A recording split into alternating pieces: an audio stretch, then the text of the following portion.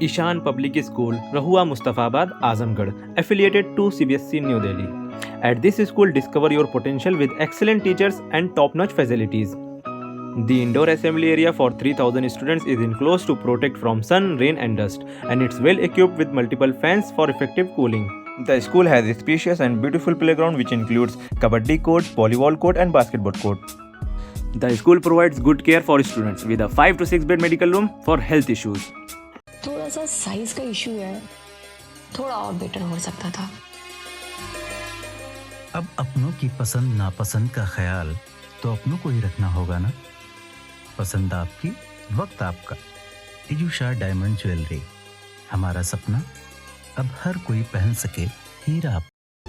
उत्तर प्रदेश के जल शक्ति मंत्री स्वतंत्र देव सिंह ने बीती रात को आजमगढ़ के महुला गढ़वल बांध समेत सरयू नदी के प्रभावित अन्य क्षेत्रों का निरीक्षण किया। वहीं दिन में आजमगढ़ के सर्किट हाउस पहुंचकर मीडिया से बातचीत में कहा कि उत्तर प्रदेश सरकार बाढ़ व पानी से संबंधित 338 योजना लेकर चल रही है, जिसमें लोगों की जान माल की सुरक्षा ज़्यादा से ज़्यादा की जा सके। उन्होंने कहा कि उत्तराखंड और नेपाल में ज़्यादा बारिश होने पर वहां से भारी मात्रा में पानी इधर आता है, जिसके कारण यहां की नदियां उफान पर आ जाती हैं।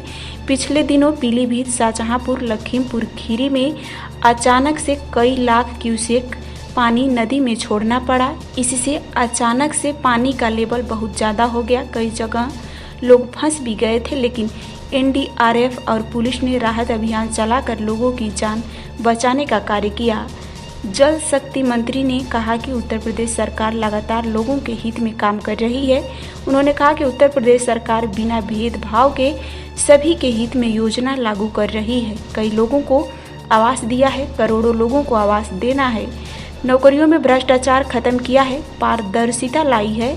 और उन्होंने समाजवादी पार्टी पर भी निशाना साधा। कहा कि यह दल नहीं है, बल्कि जाति और परिवार के नाम पर राजनीति करने वाले लोग हैं। 2017 से पहले जिस प्रकार से लूट, भ्रष्टाचार व अनियमितता हुई थी, उसको लोगों ने देखा। 2017 के बाद भी स्थिति देख रहे हैं। आज भ्रष्टाचार नहीं है, लूटपाट नहीं है, बेटियां सुरक्षित हैं। रात को 12 बजे कोई भी बेटी यहां से लखनऊ जा सकती है। उन्होंने कहा कि केंद्र सरकार और राज्य सरकार मिलकर उत्तर प्रदेश के लिए विकास कार्य कर रही है। सुनते हैं जल शक्ति मंत्री ने क्या कुछ जानकारी दी है। महुला गढ़वाल बांध पे आप गए थे, क्या समस्या थी वहाँ पे? हमेशा इसका हर बार बाढ़ आती है, कई 10, 15, 20 सालों से। बाढ़ एक चुनौती है, नदियों की बहने की अपनी परंपरा है, और जब नेपाल उत्तराखंड में भयंकर बारिश आती है, एक विकराल रूप धारण करती हैं नदियाँ। अभी आप देखे होंगे उत्तराखंड और नेपाल की बारिश होने के कारण बनमसा डैम पर सीधे 10 से लेकर 18 फीट पानी बढ़ा, जिसके कारण डैम को खोलना पड़ा और 4 लाख क्यूसेक पानी हमें निकालना पड़ा। और वो नदियों की क्षमता नहीं थी कि वो 4 लाख क्यूसेक पानी को सहन कर सकें, इसलिए नदियों को भी क्रॉस करना पड़ा। इसलिए पीलीभीत, शाहजहांपुर, लखीमपुर, इन बेल्टों में बाढ़ का सामना करना पड़ा। लेकिन उन चुनौतियों से हम लोग निपटे भी। राहत सरकार ने, आदरणीय योगी जी के नेतृत्व में राहत कार्य से लेकर सभी अधिकारियों को जिस प्रकार समीक्षा करते हैं, तो सभी लोगों को लेकर अधिकारी नीचे तक उनमें लगे। और एक घटना भी हो गई थी, आपको भी आया होगा ध्यान में। एक परिवार के 12 लोग, महिलाएं सहित पुरुष सहित, परवल तोड़ने गए थे। उस समय 28,000 क्यूसेक पानी राप्ती में चल रहा था, लेकिन एकाएक लाख क्यूसेक के ऊपर होने के कारण 2 धारा निकल गई और वो महिलाएं, सब पुरुष महिलाएं, बच्चे फंस गए।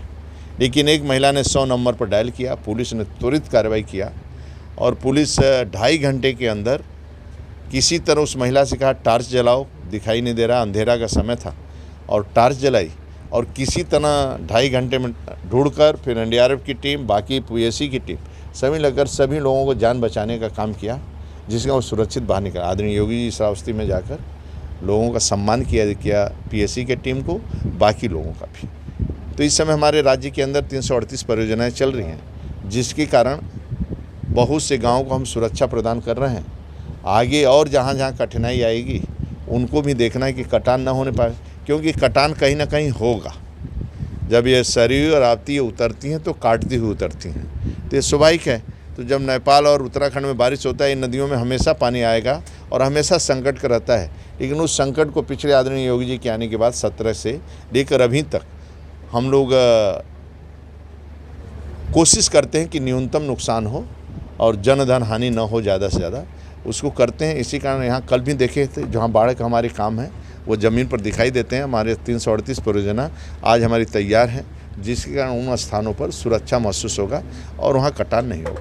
सर, हाल ही में बजट आया है और समाजवादी पार्टी ने इसे कहा है कि उत्तर प्रदेश को छलावा किया गया, उत्तर प्रदेश में उतना बजट नहीं दिया गया। समाजवादी पार्टी कोई दल है क्या जो जातिवाद परिवारवाद की राजनीति करते हैं, मुस्लिम तुष्टीकरण की राजनीति करते हैं?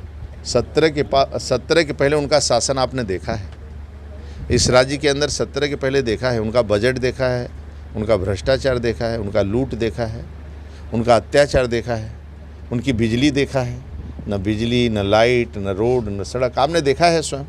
17 के बाद से आज राज्य के अंदर न गुंडागर्दी न भ्रष्टाचार, आज 24 घंटा लाइट आती है लोगों। इस परिस्थिति में भी हम लोग आज बचा कर रखे हैं राज्य को, राज्य का एक सम्मान बढ़ रहा है। तो वह क्या बोलते हैं, लेकिन ये बजट शुद्ध गरीबों के लिए है, गरीब के खुशहाली के लिए है। और महंगी दवाई जो कैंसर वैंसर के लेकर उन दवाओं को भी सस्ता किया गया है कि लोग इलाज करवा सकें। और ये गरीब गांव, गरीब किसान, युवाओं के लिए, महिलाओं के लिए और ये सभी के लिए बजट है। और ये देश के हित में बजट है और एक गरीब के हित में बजट है। देखेंगे तो बजट का लोग प्रशंसा की। विभिन्न योजनाओं की आपने नमामि गंगे जल जीवन मिशन और भी योजनाओं का किस तरह से आप उसको धरातल पर उतार रहे हैं कि सरकार? देखिए, आज नीचे तक जा ही रहा है, जिसके कारण जहाँ जहाँ पानी नहीं पहुँचता तो वहाँ पानी पहुँच रहा है। लेकिन फिर भी बहुत काम करने की आवश्यकता है। और ये जल जीवन मिशन, बहुत से जनपद ऐसे हैं जहाँ पर खारा पानी थे, तो वहाँ हमें गंगा जी का पानी उठा कर देना पड़ रहा है। मथुरा हुआ, फिरोजाबाद हुआ, आगरा हुआ, इधर बलिया हुआ, उन्नाव हुआ, जिसके कारण हमारी विलम्ब परियोजना चल रही हैं, वह भी समय से हम पूर्ण कर लेंगे।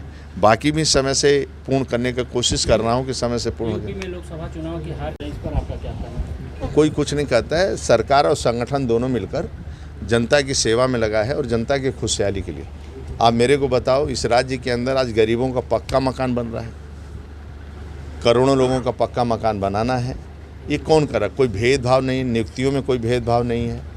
आज गुंडागर्दी, आज 12 बजे रात को बेटी आजमगढ़ से लखनऊ जा सकती है, अपने को सुरक्षित महसूस करती है। इसलिए सभी नेता, कार्यकर्ता और राज्य के सभी लोग मिलकर एक ही लक्ष्य कि गरीब का कल्याण कैसे हो और केंद्र राज्य की सरकार की योजनाएं गरीब तक पहुँचे। विपक्षी दलों ने नीति आयोग की बैठक का बहिष्कार किया, इस पर क्या कहेंगे सर?